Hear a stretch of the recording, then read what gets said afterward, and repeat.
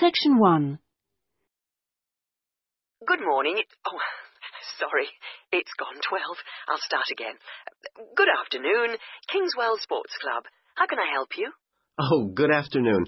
I was wondering if you could give me some information about membership and facilities. Of course. What would you like to know? Do you have tennis courts, for example? No, I'm afraid we don't.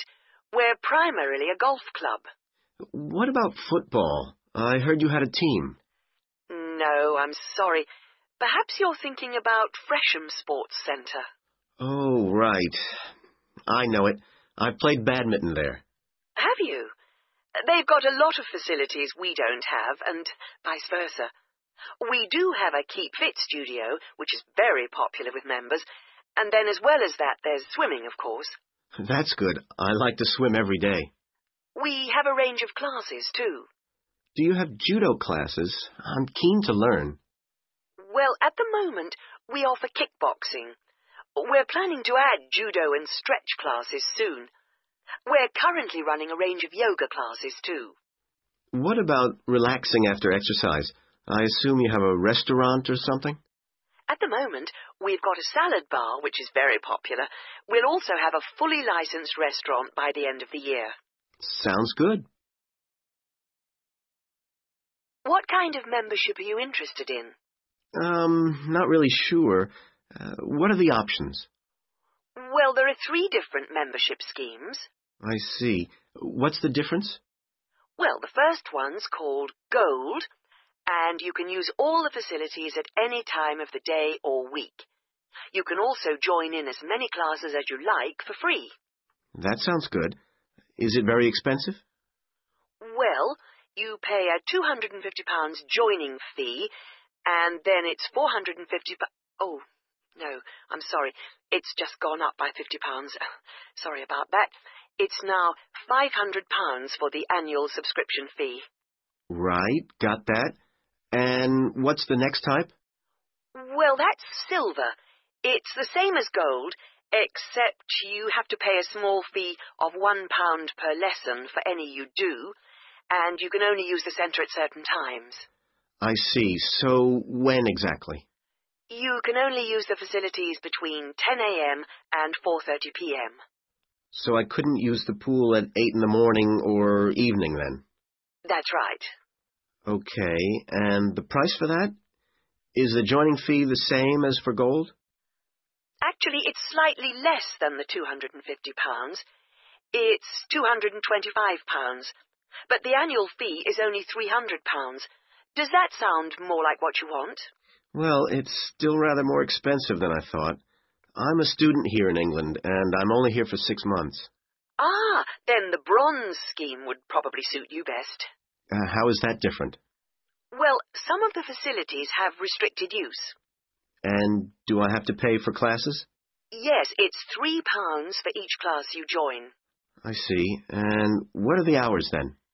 Between 10:30 and 3:30 weekdays only, and you pay a £50 joining fee. The annual fee is £180. It works out at £15 a month, so that would be quite a lot cheaper. Oh, that should be all right. I could come in my free periods. What do I have to do if I want to join? Well, we book you in for an assessment with an instructor who will show you how to use all the equipment. If you want to organise a trial session and look around the centre, you'll need to speak to David Kinchley. Could you spell that, please? Yes, David, KynChley.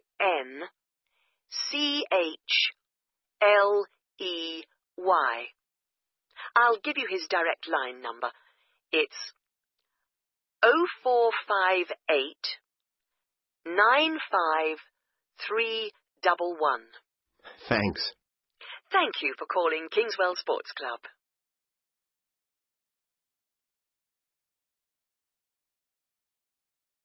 Section 2.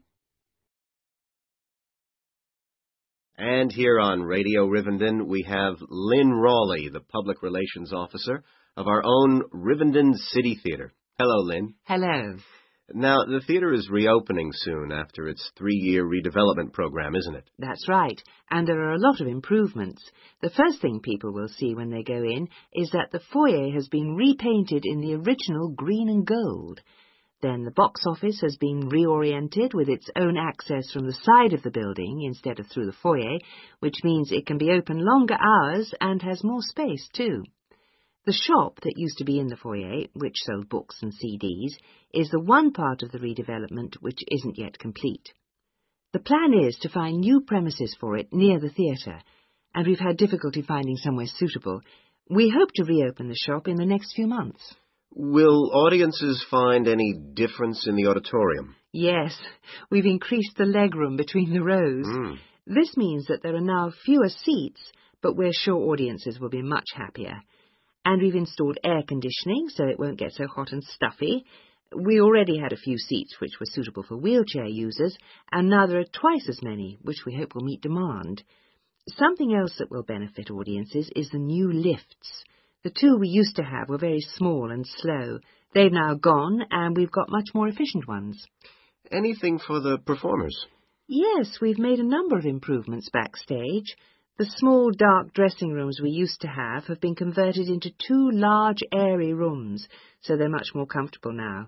And the state-of-the-art electronic sound and lighting systems have been installed. Okay, so what's the first play that audiences can see when the theatre reopens? We've got a very exciting production of Peter Shaffer's Royal Hunt of the Sun, which is currently touring the country. That starts on October the 13th and runs till the 19th. We're experimenting a bit with the time the curtain goes up. We used to start all our performances at 7:30, but that made it difficult for people to go home by public transport. So instead, we're beginning at 7, because at 9:45, when it finishes, there are still buses running. Tickets are already selling fast. The Friday and Saturday performances sold out almost immediately, and in fact now there are only tickets for Monday and Thursday. How much are they? We've introduced a simpler price structure. Ticket prices used to range from £6 to £30, but now they're all £18. They're available from the box office, in person, by phone, fax or post, or online. Okay, Lynn, now if you'd like to give the contact details for the theatre so that our listeners... Section 3. Hi, can I help you? I was told to come here because I'd like to talk to someone about taking a management course. Right, I'm one of the tutors, so I should be able to help you. Oh, good. My name's Brian Ardley. I've decided to enrol on a part-time management course. A friend of mine took one last year and recommended it to me. Right. Is there anything I should do before the course, like reading or anything? We prefer to integrate reading with the course, so we don't give out a reading list in advance. But we like people to write a case study describing an organisation they know. I've already done that, as my friend told me you wanted one. But would it be possible to sit in on a teaching session to see what it's like? I haven't been a student for quite a while.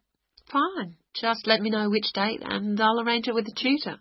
Now, could I ask you about the college facilities, please? Anything in particular? Well, the course is 1 day a week, all day, isn't it? So presumably it's possible to buy food. Yes, the refectory's open all day. Does it cater for special diets? I have some food allergies. Provided you warn the refectory in advance, it won't be a problem. Good. What about facilities for young children? I'd like to bring my daughter here while I'm studying. How old is she? 3. Then she's eligible to join the nursery, which is supervised by a qualified nursery nurse. The waiting list for a place is quite long, though, so you ought to apply now. OK. I don't know if our careers advice service would be of any interest to you. Yes, it might help me decide how to develop my career after the course. The centre has a lot of reference materials and staff qualified to give guidance on a one-to-one basis. I noticed a fitness centre next to the college. Is that for students? It's open to everyone, but students pay an annual fee that's much less than the general public pay. And presumably the college library stocks newspapers and journals as well as books. Yes, and there's also an audio-visual room for viewing and listening to videos, cassettes and so on. Is there also access to computers? Yes, your tutor will need to arrange with a technical support team for you to get a password, so ask him or her about it when you start the course. OK. By the way, do you know about our business centre? No, what's that? It's a training resource, a collection of materials for people to study on their own or use in their own organisations. Uh-huh. You mean books and videos?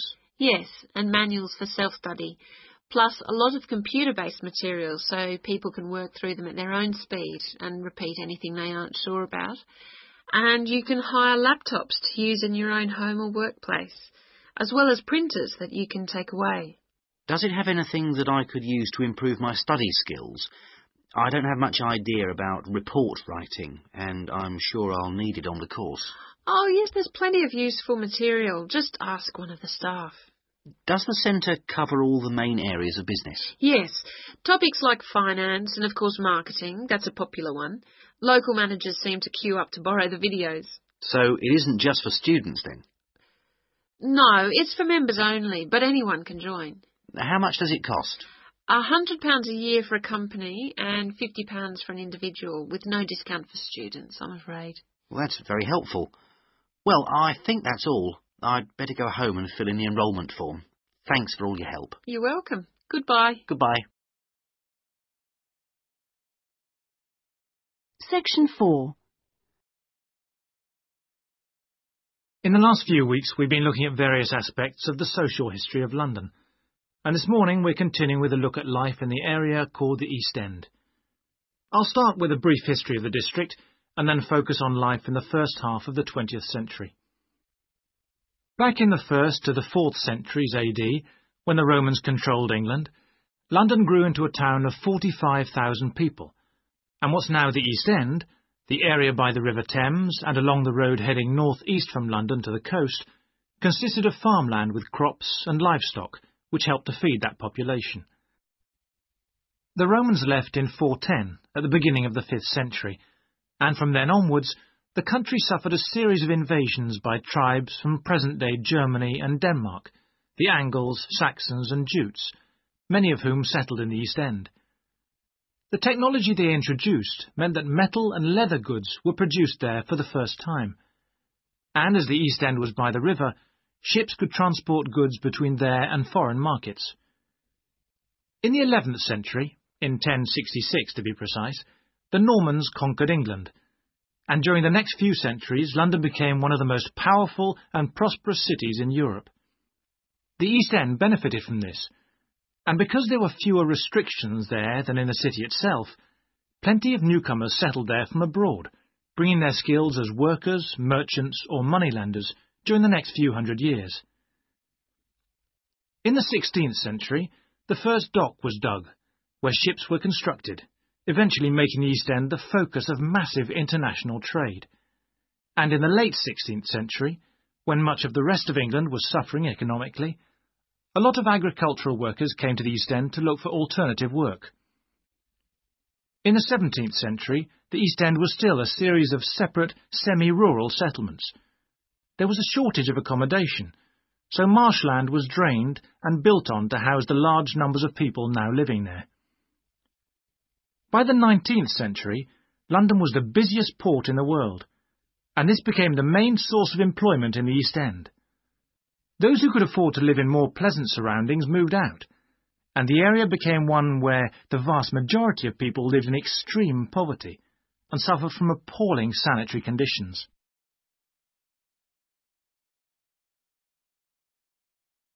That brief outline takes us to the beginning of the 20th century, and now we'll turn to housing. At the beginning of the century, living conditions for the majority of working people in East London were very basic indeed. Houses were crowded closely together, and usually very badly built, because there was no regulation. But the poor and needy were attracted by the possibility of work, and they had to be housed. It was the availability rather than the condition of the housing that was the major concern for tenants and landlords alike. Few houses had electricity at this time, so other sources of power were used, like coal for the fires which heated perhaps just one room. Of course, the smoke from these contributed a great deal to the air pollution for which London used to be famous. A tiny, damp, unhealthy house like this might well be occupied by 2 full families, possibly including several children, grandparents, aunts and uncles. Now, before I go on to health implications of this way of life, I'll say something about food and nutrition.